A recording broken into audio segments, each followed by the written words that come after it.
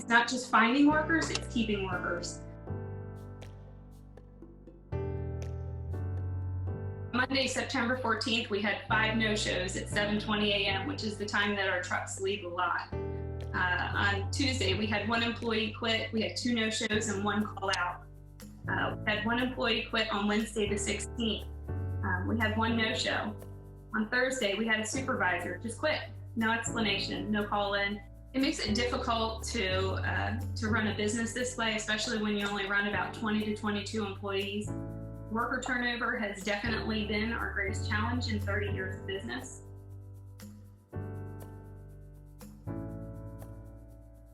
The justification for having the H-2B program is these visa workers are supposed to be available to fill a shortage, and we don't find one. And especially, we find that there is no shortage now with the continuing pandemic shutdown. How do we know this? Even before the pandemic shutdown, there were millions of people out of work. For employers, the academic considerations and statistics really don't change reality.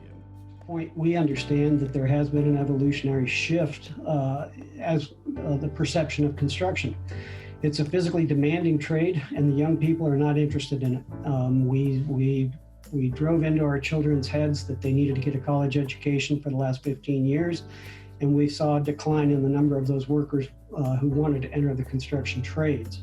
We as a company took on the expense of setting up our own apprenticeship program through the DOL certified program. Launched that in 2013. Since then, we've had about 40 students enter. We've had 3 students complete. We work with students in high school to get them introduced to our company through a program called CareerWise, where we pay them 16 to 24 hours a week in lieu of going to class, and they get their class credits for that. They work for us once they graduate, the gap year between high school and college. Yet we still can't get numbers in our entire community beyond 15, 18 students that we can get into these programs. They're choosing other options or choosing not to work.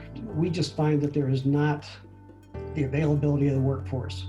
We recruit year-round, whether we have H-2B or not.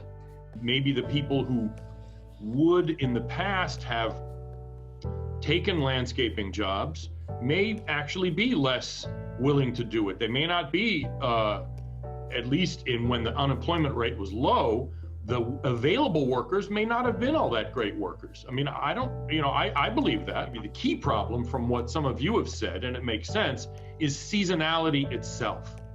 It is entirely plausible that in a modern, developed economy, workers are simply going to be much less interested in seasonal work. That seasonality itself is an anachronism in a developed economy.